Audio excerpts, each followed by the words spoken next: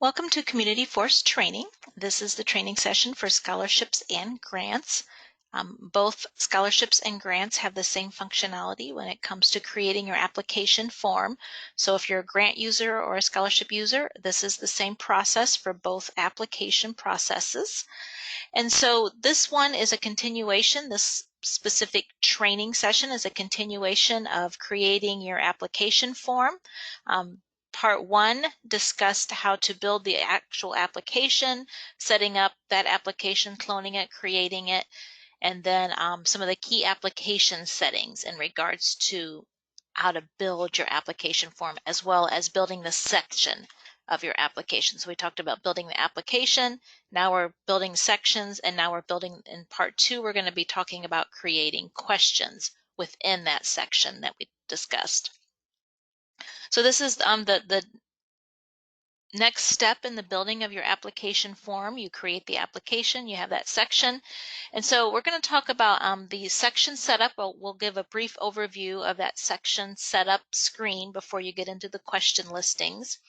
And then how to create the question. We're going to talk about creating questions. We're going to go over each type of question type that's available, and then how to add values for their specific questions where you need to add values. We'll talk about adding values to those. And then how to mark a question required, how to hide it from a reviewer. Maybe you want it to show on the awards screen. So when you're awarding and manage awards, you can set 20 questions to appear on the award screen so that you can see how applicants answered those questions. So we'll talk about that. And then showing on the reviewer scorecard PDF, we'll do a brief overview of what that is. And then excluding versus deleting questions. So that is all in part 2. And then if you have a one-to-many application process, part 3 will cover how to create questions and tie it to fund criteria and link it to specific funds and building all that criteria. That'll be in session 3 for the training sessions. So let's go ahead and get started. Let's go ahead and go to our site.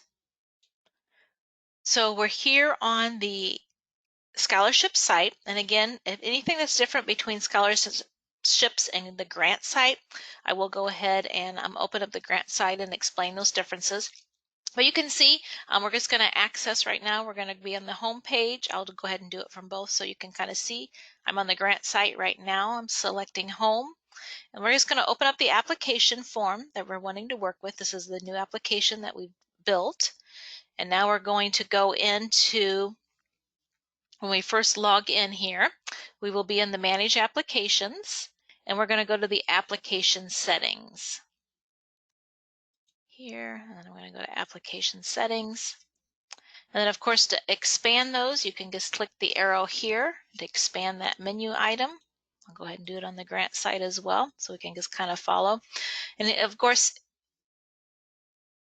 in session 1, part 1, we talked about building sections. So when you first come to the application settings, you are on the sections and questions menu item. That's the first one you come to when you open up application settings. So these are all the sections that are built in the application form. So of course this is a grant site. So you see these are organization, project description, fiscal sponsor, things related to a grant process and a grant application. And if I go to the scholarship site, again, application settings, we're in sections and questions. And then here's all the sections that are built for the scholarship site. Some of the examples of on this specific application that I have here.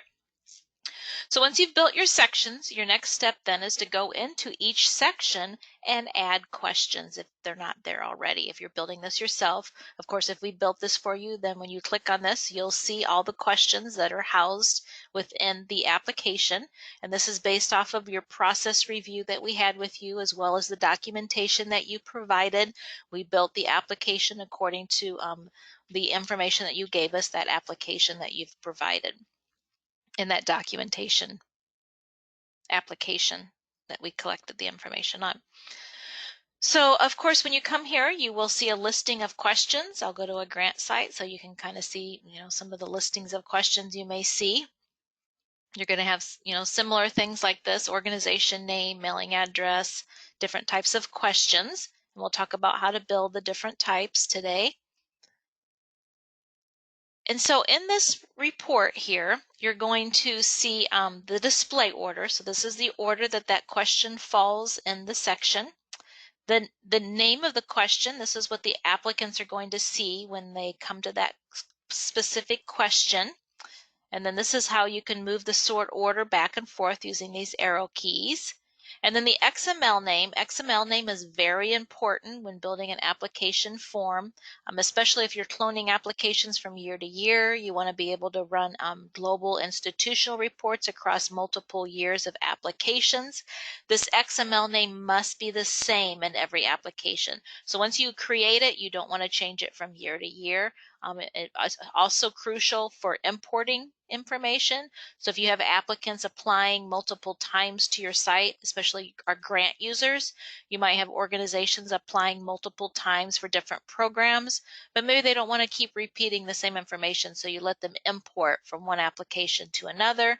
That import functionality, in order to import effectively, the XML name has to stay the same. It cannot change from application to application in order for it to be able to map to that. So what it's going to do, it's going to look at the originating application.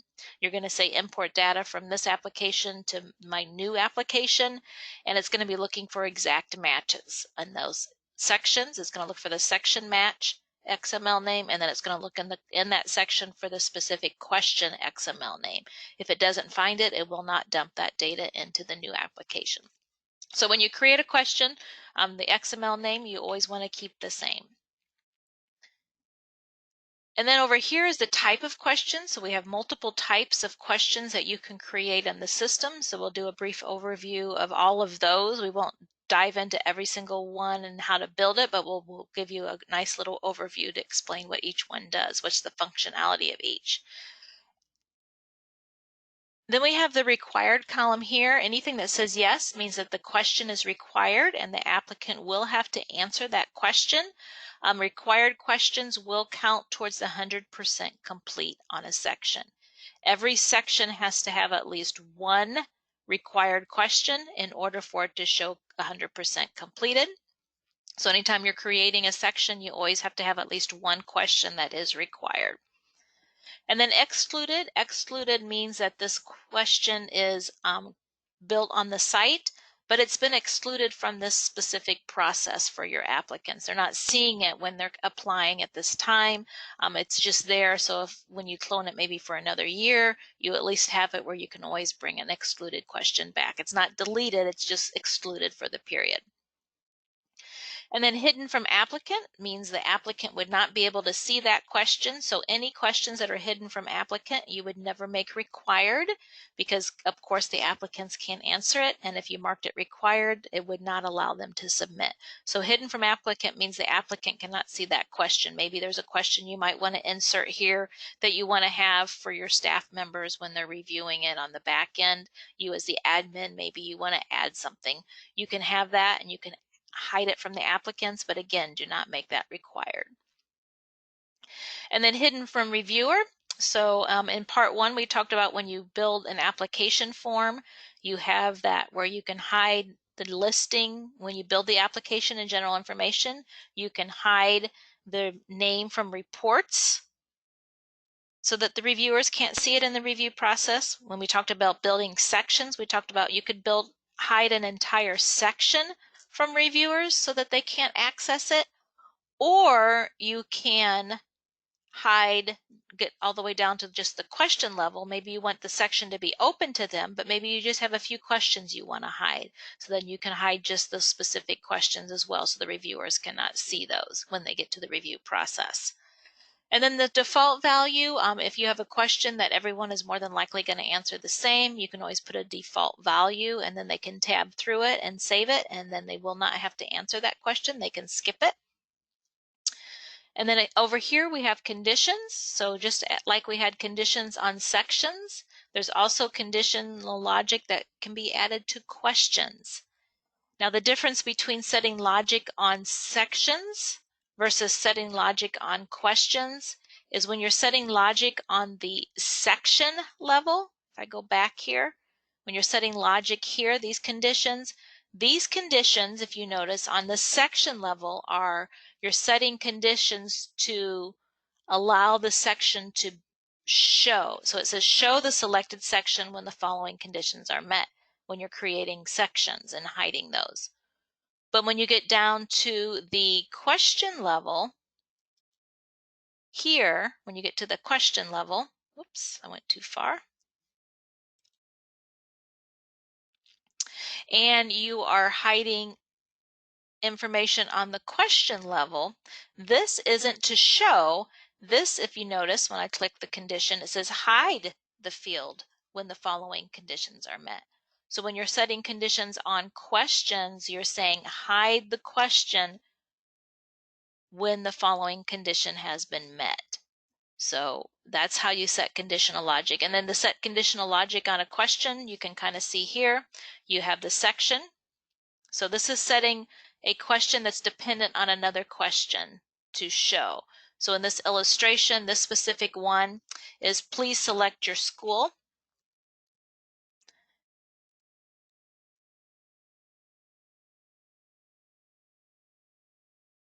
And it is contingent on this one here. Are you graduating senior from a public, private, or certified? So information here, this question here, this question is set to hide unless a certain condition is met. So let's look at that real quick here. So it's saying that in this section, general information, the question that I want to be the trigger question, and then the condition.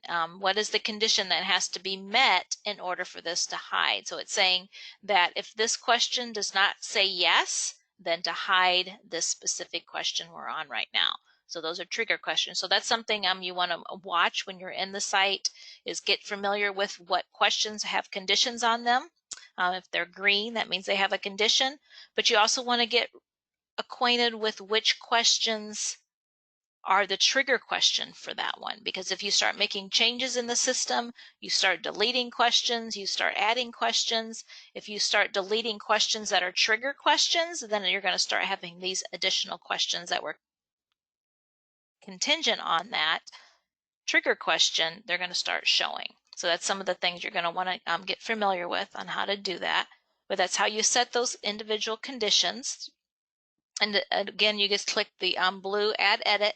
And the same with sections. If you have multiple with the exact same, you would do this for the very first conditions. If they all have the same and you haven't set any conditions yet, you can go here and then add conditions and then add the same condition. If they have the same condition, you can add it to all three. But if they already have a condition down here, you would need to select it here. And then if you need to add more conditions to this layer, you can hit add condition and then start adding the different layers to your conditions. So to create a question, it's simply a matter of coming here and clicking the add question. And before I do that, I do want to touch base on linked questions, because when we first click into the add a question, you're going to see that linked question. So a linked question is a question that is already in another area of the application form. More than likely there's one in here. We'll look here real quick. Okay, no, let's go see if we can find one here real quick. Okay, I know I have some in my grant one here. So here on the grant, so a linked question here. So here's a linked question. And what that is this question is actually being answered in another area. And so then maybe in this section, I want to see it again. I want to see how they answered it. I don't necessarily want them to answer it again, but when I'm in this section, I may want that to be present so that I can see the replies to that. So I'm not bouncing back and forth into sections, different sections to find the answers. I can just have it then linked so that it'll show it how they completed that question within this section. And so that's what these little red icons will look like. If it's a linked question, that will be here. So we'll talk about how to build those as well. So to create a new question while you're in the section here, and click on this section, let's click this one. To create a question, you're going to click Add Question. And this is the screen that will open up when you add a question. These are all the standard fields that come with the question. And this box here, this first box, is where the applicant would see the question.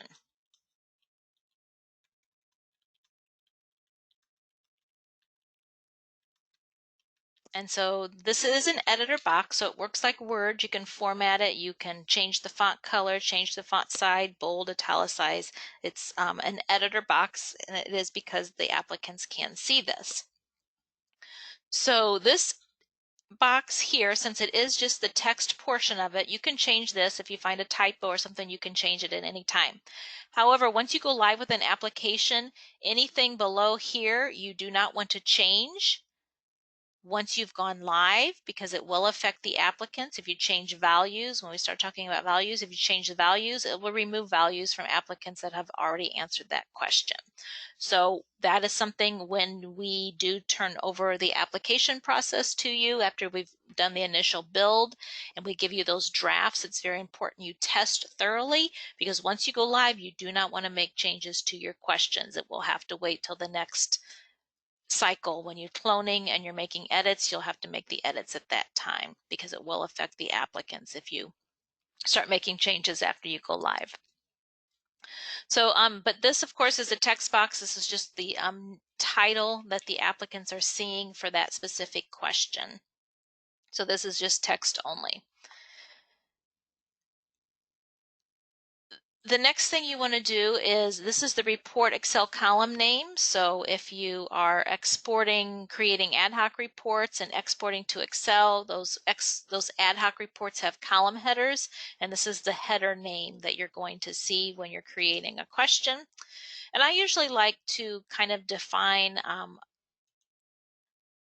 my question naming. I have a naming convention that I use, and if it's the section, like this one is general information, I'll kind of put GI underscore and then something similar to the question, but you don't want to type out the whole question. You want to try to do an abbreviated, because this is a column header. So what do you want this to say? So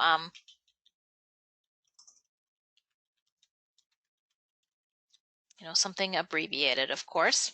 And then over here, the XML name, if you're creating a brand new question, then you can give it an XML name. So I kind of keep the column name and the XML name. I try to have a rule where I keep it pretty much the same so I can find them easy when I need to, especially when you're doing conditional logic. It's going to be looking at those, and you need to know what you're looking for, the XML name and report names. And you'll notice when I hit the report name, it doesn't have any it doesn't allow for any special characters. It does have spaces, but it doesn't have special characters. But the XML name, I always do that underscore to kind of separate it out. You don't have to do that, but that's just kind of a nice little helpful hint that I do when I have this special naming convention to be able to locate things easier. And then guideline for applicants. So when you're looking at questions, you've probably seen that little blue bubble with the little question mark in it. If you wanted to give applicants additional instructions on a specific question, then you can, like this one, please enter the postal code without spaces. If you wanted to, when you're doing your postal code, you might want to not have spaces, you can give them instructions here. However, if they don't hover over that little blue help text, then they're not going to see it. So sometimes if it's an important message, I always recommend that you add that up here and maybe in parentheses and italicize it so it does stand out to the applicants. Now the next field you see here is the question types. So this is where we're telling the system what type of question we're going to create. And you can see there's several question types available on the CommunityForce site. These question types are all present. They're the same question types in scholarships as are in grants. So there's nothing different in regards to the question types, but maybe might have a little different use of that specific question, of course. So a couple of different ones we have that require values. We'll talk about those first, because those we can talk about how to create values and then move on to the other ones. But questions that need values are questions like checkbox questions. You have checkbox, you have a drop down, you have an extended checkbox, you have radio button. Those all require values to be entered in the system. You're forcing the replies on the applicant. And those are always good to use when you need a specific answer that you want to run a report on. If you're looking for a specific reply, because when you give them a list to choose from, then you don't have any error and typos. You don't have them misspelling, abbreviating it. You're telling them what you want them to select, and then they make that selection, and then you can run reports on that. So when you're thinking of your application form and you're thinking of questions and how they need to be built, always think about the final result of what reports do you need to have. Do you need to report on this question? If it's a question, maybe a city, do you need a specific city you need to pull on? Do you need a specific school that you need? You don't want them typing that in there, because if they type it, they may abbreviate or they may misspell, and then you won't be able to run a report on it. So the differences between these that require values, so checkbox is a multiple choice. It's usually used for just a few items, a check off where they can choose multiple items. The drop down is a little bit longer list, so that is a listing of values, but that listing is not multiple choice. They can only choose one, but it's a longer list. And then you have radio button, which is a shorter version of like the drop down. So drop down and radio button are single choice. Radio button, you're going to see like yes, no. This would be an example of a radio button here. They can say whatever, they would hit that radio button, and then they can only choose that one selection. Drop down gives them a listing. Radio button is usually used just for a couple of items. And then checkbox is multiple choice, and then extended checkbox is a longer listing that you want to provide for them that's multiple choice. So anytime you choose any of these specific types of questions, so I'm going to do checkbox. If you'll notice here, if I hit drop down, there's this little add value button over here that is going to be present for those. Extended checkbox. They all require that you enter those values, radio button, add values. And then there's an additional one here too, this dependent drop down, which we'll talk about in a minute, but I wanted to touch on these other ones first before we get too confusing. So those add value button, this is where you then start creating your list of items that you want them to be able to select from. Now, of course, you can't think of every single item when you're creating drop-down lists, so a lot of times I will recommend if there is an other option, if you want to, always give them an other and then create a second question and then set that and say, if other, please explain, and then set conditional logic that if they, on that initial question, that if they say other, then show this question. So you'll probably see an example of that. I might be able to show you that here on the site because we do that a lot with these value listings, especially with cities, counties, schools. You might give them a list, but then they may have an other that's not part of that list. So you want them to be able to type it in, but the ones that are in the list would definitely be present and necessary in order to run reports on if there were specific ones that you need reports on. And so you'll notice when I clicked on the values, this is what you see. Now the label is what the applicant actually sees. So maybe you want to enter a value and you want it to be a listing. And one rule that you want to note is when you are creating values on drop downs, you'll notice when I clicked in on it, the very first line here says select, and it has a delete. You do not want to delete this.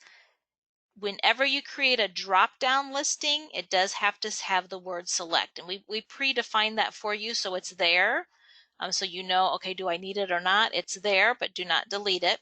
But you can see that's the only difference there with that drop-down listing. If I select the cancel, if I select checkbox and I go to add values, you see you don't see that there. If I select extended checkbox and click add values, you do not need that on that. And then also on the radio button, you'll see we do not have that select. So it's only in the drop-down version that you need to have that select. And the reason that is as applicants are going through and answering questions, they're going to come to it, there's going to be a drop-down, and if you don't have the word select, it's going to put the first item in the list, and it's going to, if they tab through it, it's going to show it answered. But the system has a hard coding that it knows when it sees the word select, that question has not yet been answered. So to add values, you have the label. And so maybe I want a label to say one thing. The label is what the applicant sees. Maybe for this, maybe I'm going to make a state listing. So I want to spell out the name of the state. But in the value, I only need the abbreviation. So you notice I entered the label and the value. And then once you're done, you hit the plus sign.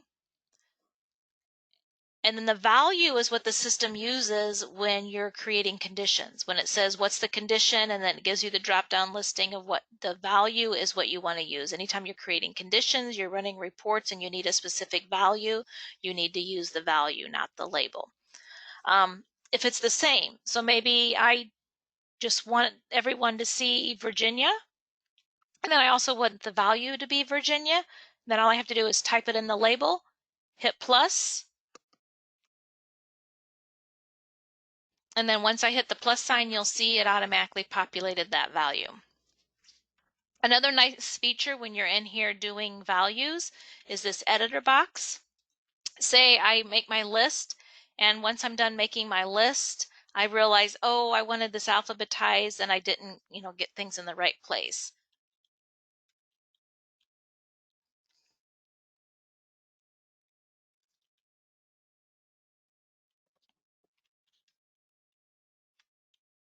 So I want to move it. So I can come here into the editor box. I can come take this and then move it up, take this one and move it down, and kind of move things around so that they are the way I want them. Also, if you have a list of values already, you can always take that list and then just take it from like a Word document and then paste it, take that listing and paste it. One thing you'll notice that there is a separator. This is the label, this is the tilde symbol, and then this is the value. That's what separates it, so the system knows this is a value, this is a label. So of course, if you're just doing a listing of states and everything's to be the same, you can just start making your listing here. You can do like here, test 1, 2, 3, 4. But if you wanted to actually have a different value, you would have to enter that tilde symbol, oops, in order for it to pick that up. And then once you're done with this listing, you can just hit save. And then you'll notice when I hit save, it then added those items that I just entered onto that listing. And then once you're done with that, you do want to come here. So you'll notice here, this last line, if I left this as is and I didn't hit the plus sign, it would not save that last line. So anytime you're done, you want to look at this. If you see something like this, you do want to hit plus to save that. And then once I'm sure I've saved it, then I can just hit save and close here. And then that will be completed. So that's the key ones that require values. The other one here I wanted to talk about real quick is a dependent drop-down. So a dependent drop-down also requires values, but it's set up a little bit different. A dependent drop-down is used if you have a drop-down question already. So let's say you have state. And so an applicant chooses a state like choose Illinois in the original drop-down question. Then you can create a dependent question just below that. And when you add the values, you can say that when the applicant says state, and when the applicant selects the state of Illinois, Then this question here is going to be the city question. You're going to name it city in the question naming. And then you're going to call this city. And then when they choose Illinois, then you can start giving the list. You can do the listing of the cities here. You can say,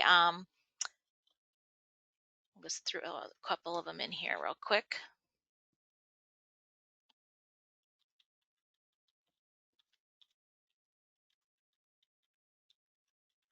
So you could put those in there, give it the listing, and then you would hit save, not save and exit because you're going to do multiple states more likely. So you would hit save.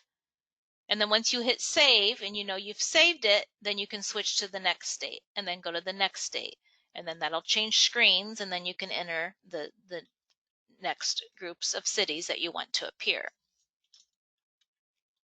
and so forth. And then you would hit save again. Then you would do the next city, next state, and then so forth and so forth. And then when you were completely done, you would hit save and exit. And then all of those would then be saved for that. So then they would choose state, and then once they get to this question, they would see city, and then this one, depending on how they answered in the original question, whatever state, then this city question would then only show the cities for the state that they selected. That's called a dependent dropdown, and that's one of the uses for that. We also have currency. So currency would be if you want a monetary figure and you want it to be a specific, you want it to show the dollar sign in the front, then you can use the currency. Date questions. So date does require that you do a date range. You have a minimum date and a maximum date. Our system, I think the farthest back you can go is 1/1/1900, and the maximum date right now is, I want to say 20. This has 1/1 of 2050 or 12/12/59. I think you might be able to go. So this is if you can use those maximum dates, and then you don't have to worry about changing dates from year to year when you're cloning. But if you do have a certain date that you want to capture and you only want it within a certain date range, then you would put the minimum date that it can be and then the maximum date that it could be. So maybe I want to create a question and I want the applicant to have their reply be within a certain range. So maybe January 1st, 2020. It does have to be 01/01/2020. And then the maximum date that it could be is, let's make it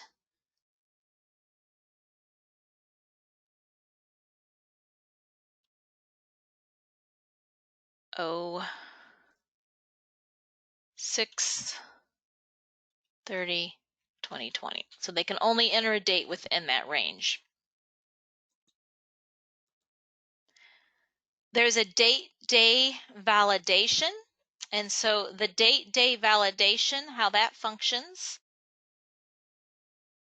is that it will work just like the date field does, but it will look at a minimum and maximum number of days and allow the applicant to apply if they fall within that allowable number of days. So you'll notice when I selected that, it says minimum days, maximum days. So maybe you want them to enter a date, but that date is 30 days. So they can enter a date, but it can only be within 30 days. So you would do a minimum of 1 to a maximum of 30. And so then if they enter a date, it has to be within that specific date range. And then we have electronic signature. So electronic signature, if you need to capture their signature, what electronic signature does is it will require them to put in their name based off of how they created their user profile account, and then it'll also date stamp that name. And then email requires an email format. They would have to enter an email in there. An encrypted field is a field that only the global administrator has access to.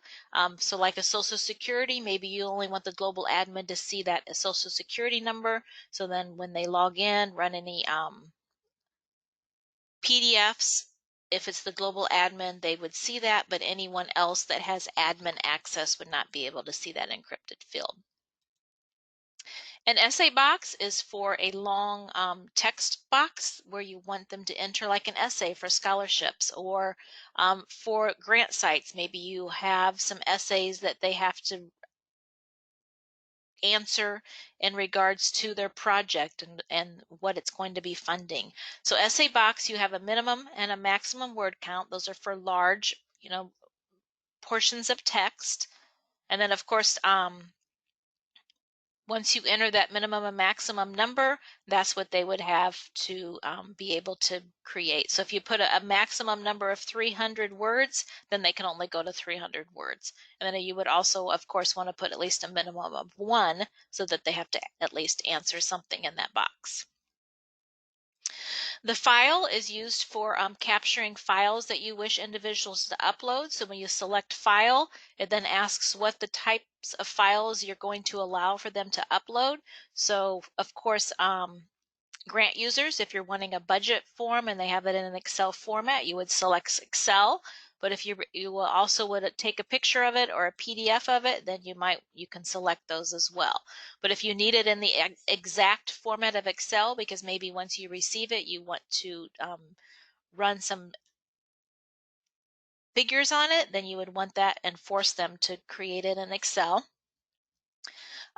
Scholarship users, you probably want pictures from applicants, so you might only require an image. So this is where you're saying these are the acceptable formats that they can upload those required documents. You're wanting a document from them. Matching fund eligibility, so that will come into play when you have a one-to-many application. So what this does is it gives them the listing based off of the funds that are tied to the application, based on the criteria that you've built. This matching fund eligibility would then give them a question that would say, you've been matched to these specific funds. And then it would give them a listing of all the funds they had matched to, and then they can select or unselect. And then a lot of times we use that to set criteria in other areas of this application to where if they've been matched to that fund, then show this essay. So this is an important piece when you have fund criteria and they're being matched to eligibility and you have other questions that are contingent on what they've been matched to. So that this question will appear to the applicants and then it lets them see the listing of scholarships that they've been matched to. Numeric field is for, anytime you want to capture a number, like 1, 2, 3, 4, 5, 6, 7, 8, and so forth. Organization validation, so that is used with an integration piece, and what that is it allows for validation of your organization software program, so it does require integration to use that. Or it could be maybe a subscription requirement where you're wanting to do a organization validation of your grant site. You want to do with GuideStar. If you have all of the integration with GuideStar, then and the plugins, that's something that we at CommunityForce would have to assist you in setting up. But this organization validation would be a key element for that matching. And then payment gateway, if you are requiring payment on your form, then the payment gateway is where we would create that link that the applicant would click on that would take them to your third-party vendor that does your payment processing. And then that's where this gateway link would get set up on the back end by the technical support team of CommunityForce. Phone number format, you can see here you've got 3 different formats you can capture the phone number in, and then the applicant would be required to enter it in that format. Text box is similar to essay, but it would be for a short version, like maybe 1 to 50 characters, and then you can put a maximum length on that if you wish. Also, I will backtrack to the numeric because that is something I do need to expound on. So the numeric, you'll notice you can do a minimum and maximum value. So they're forced to put a number within a certain range. This would say they can put a number of 1 between 1 and 300. And then the maximum length, maybe I want them to put a date in. So of course I might put minimum value 0, but maximum value 2020. And then the maximum length would have to be 4 digits. I want them to put 4 digits for that year or something. Or I can leave the value blank, but then have a minimum length of 4 characters.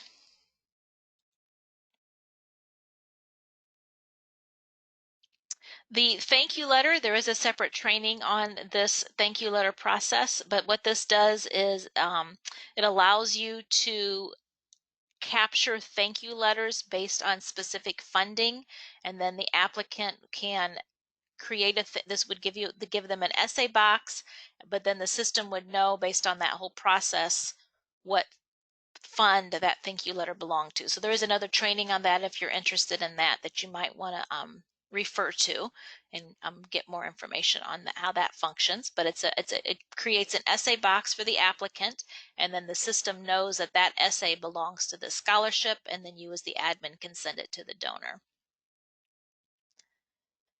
Application link. So application link is something that's used in a lot of our grant sites. If you have a letter of intent process, and then once they're approved in that letter of intent, maybe you want them to be pushed down to then go to the full proposal and begin the full proposal. You want to pre-vet them and then allow them to go to the full proposal. You can create that link question, and that looks similar. I'll show you what that looks like here. So here on the grant site, I have here access the RFP. I have this section, access the RFP application. And then what this does is this is set in a specific section that I would put my applicants to a specific status. And then all the applicants at that status, I would notify them that they have this section available to them to go to that section. And then this question, it says click on the link to access the RFP. So the application link question allows you to create a link from one application to the next application. And when you select that application link, what it does is it then says, it asks what's the application you want to push them to. So what's going to happen is they're going to have this button that says click here. They're going to click the button, and then it's going to then direct them to this application form. And then I have a couple of ways that I can have it direct them. I can have it just give them the link and then it link them to that application and they can click the apply button. Or I can have them click the link and have it automatically start the application for them, and it's in their My Applications tab. Or I also can have the application started for them, and I would have had my letter of intent built where it had the exact same questions and sections, and then I would clone that and build my grant application, then add additional questions to my grant application. But I could do the apply and import, and however they answered everything in the letter of intent, it would then start the grant application for them and then push all of the questions and the replies from the letter of intent down into that grant application. And that would require the XML names matching exactly. The grant application couldn't have different XML names. It would look for those exact matches. Anything that was in the letter of intent, if it's also present in the grant application, it would push that down. So that's something our grant users tend to use a lot in functionality. Once they do their pre-approval and the letter of intent, then they start pushing that down. That's the application link question.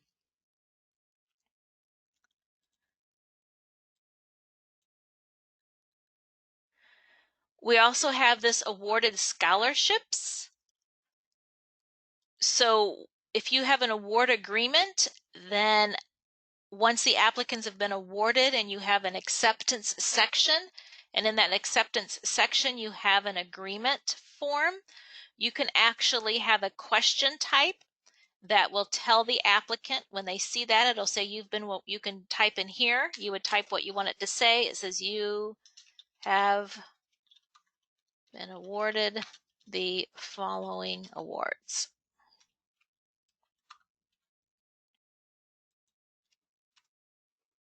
And then this award scholarship would look at all of the awards that they've been given based on the final award. When you're awarding, you would enter the figure in the final award. It would tell them, okay, you've been awarded blank scholarship and you've gotten blank amount. It would give them the name of the scholarship and then the amount they were awarded. On the grant side, if I go to that, you're going to see it's the exact same button, except it's called Awarded Grants. Same functionality, just a different name on the grant site.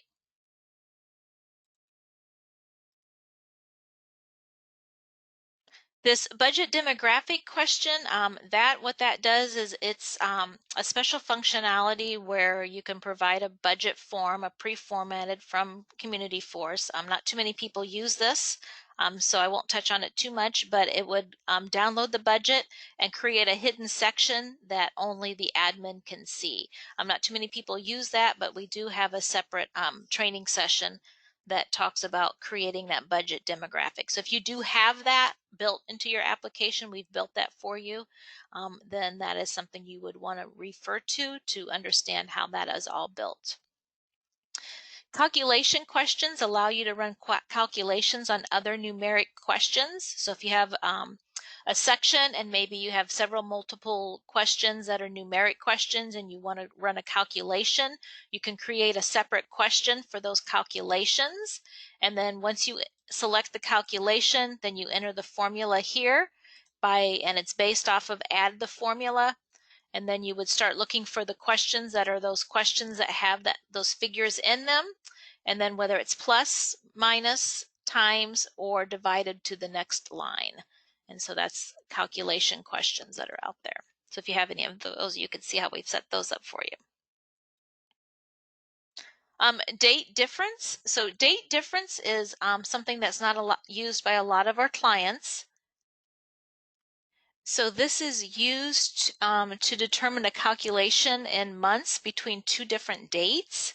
So each question used in the calculation has to be a date question. So you would come here, add the dates. You would pick up the date questions from the section and then the field that they're in. And then you would select the operator. And so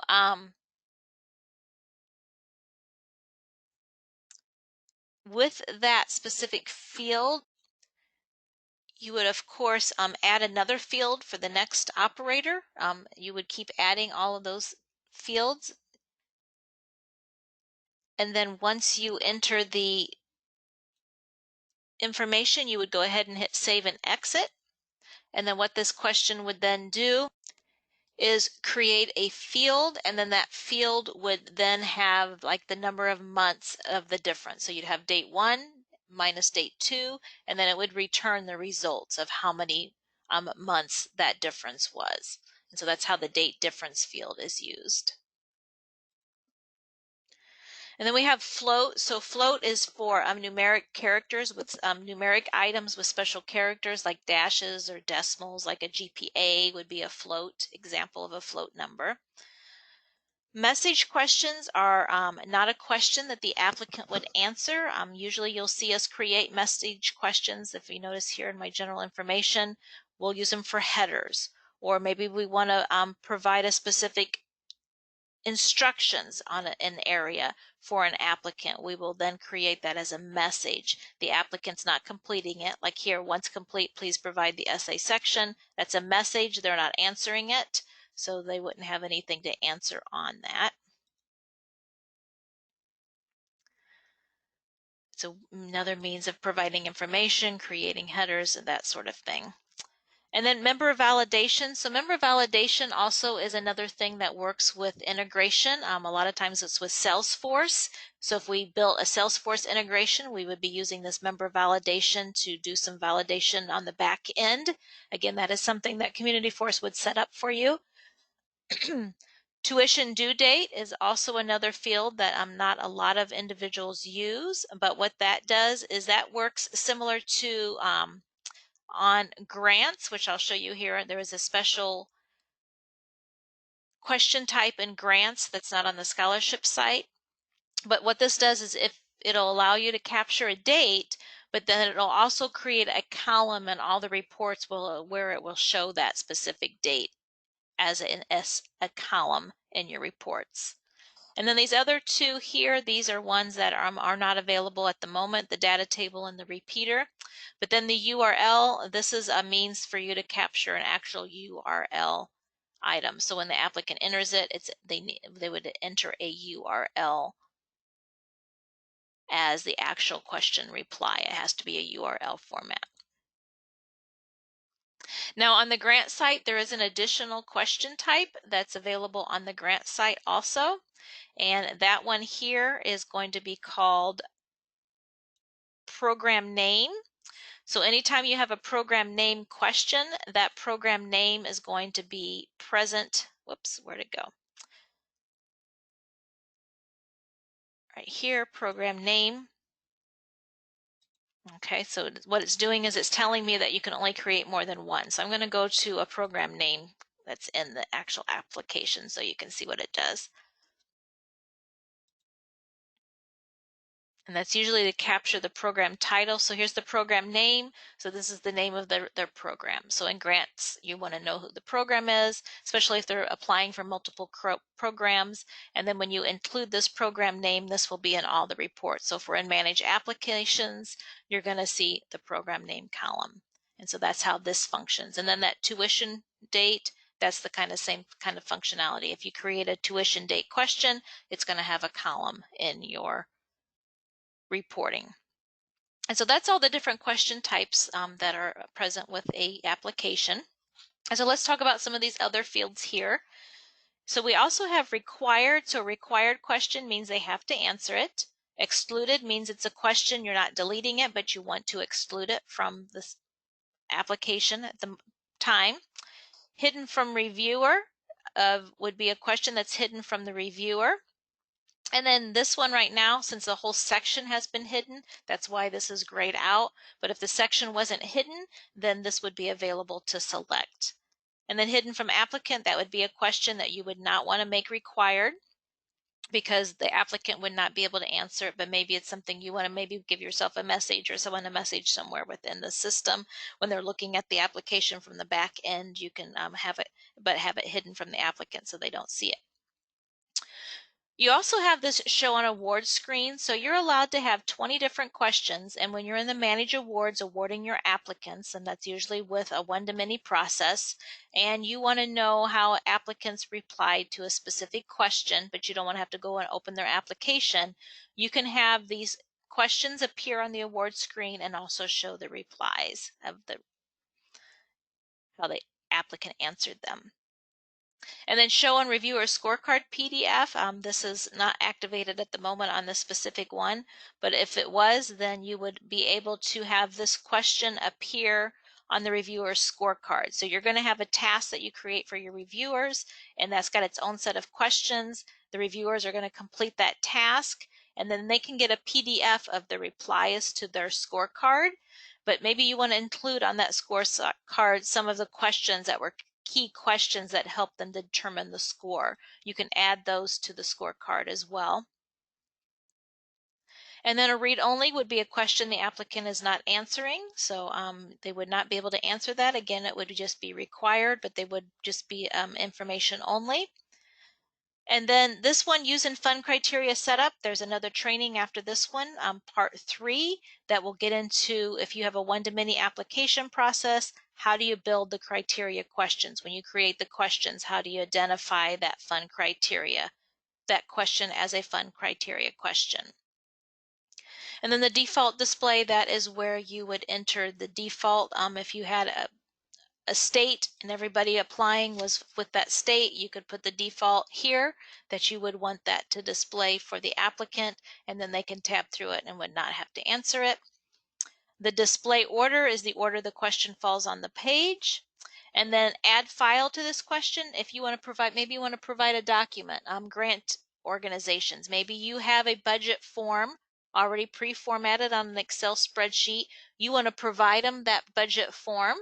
So then you can upload here by choose file. You would choose file, go locate the document you want to attach, and then you would attach that document here, and then it would show. And then when the applicant got to that question, you could have something in the text here, please download this question, or please download the attached form that shows below in blue. And then once you download it, please return to the site. And then a lot of times I would create a second question, and then that question would be a file type question here, I would create a file for them to then upload that specific document. So this is where you can attach a document of any kind that you wish them to be able to view, access, download, or whatever you would want it for. And so that's how you would do that. So then, of course, once you create questions, you would hit save and exit, and then that would save the question in the build of your site. Now, one thing I do want to expound on is deleting of questions. So you do not want to delete a question that is part of a live application. And of course, the system, if you try to delete a question on a application that already has applicants that have applied, it will not allow you to delete it. It will give you a warning message. And so that's where you would then exclude it. But no, if you delete a question, it's gone forever. Once you delete it, you won't be able to bring it back. So excluding is always the best bet. If you think maybe in another version or another year you may need that question, then it's best to just go ahead and exclude it. And so there are some quick access functionality. If you have questions, you have multiple questions you want to mark as required or not required, or if you want to exclude or include, or if you want to hide or unhide several from the reviewer, you can do so from this screen here. And it's just a matter of whatever it is now. So like all these, it says hide from reviewer, yes. And so if I wanted to do the opposite, I would select it. And so this is where you would want to use caution because it's going to do the reverse. So if it says yes, it's going to undo it. If it's blank, then it's going to put them to hide from reviewer. So that's just something you want to look at. What is the current status and what do you want to change it to? If it already says yes, then more than likely you don't want to select those. And then this function here is to select all and then select. But it's just a matter of selecting it, going here and deciding, do you want it to mark it required, yes or no, or exclude, include. And so if this was excluded, yes, and then I was to select this one and click exclude, include, it would no longer be excluded, it would be included. So that's just some quick functionality here. So that's all that's involved in building questions. Once you're done building your questions, you have those available here to use. And I did talk about showing you how a lot of times we'll do a question where it'll have a listing and then we'll have other. So I did want to kind of show you that one. It's here in general information. I have that. Let's see, we probably have one somewhere here, I'm sure. Let me go to another section here. Okay, I have one here. This one is in regards to maybe their ethnicity. So here it says, are you? And so you can just kind of see how they do this. We have the value, we have the drop down. We only have a certain ones that we are looking for. So now then we also have an other.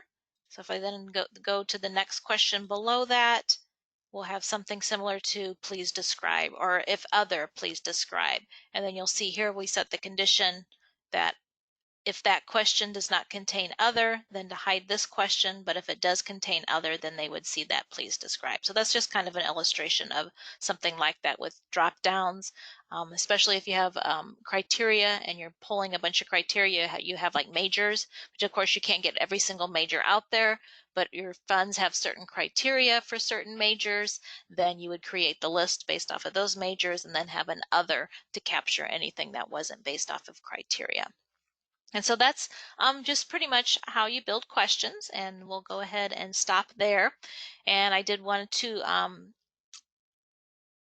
relay that the next session after this, part 3, will go into a one-to-many application. So if you have a one-to-one, you won't need to attend part 3.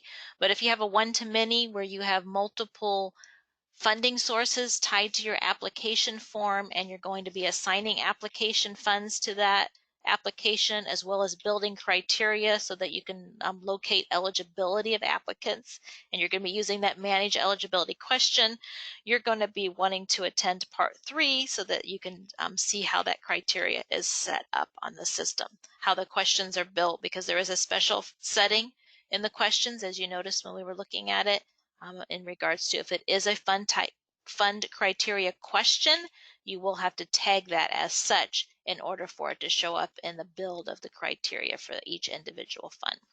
So that's part 3, so be sure to attend that one. And so that's the end of this session, and I thank you very much for your time. Have a good day.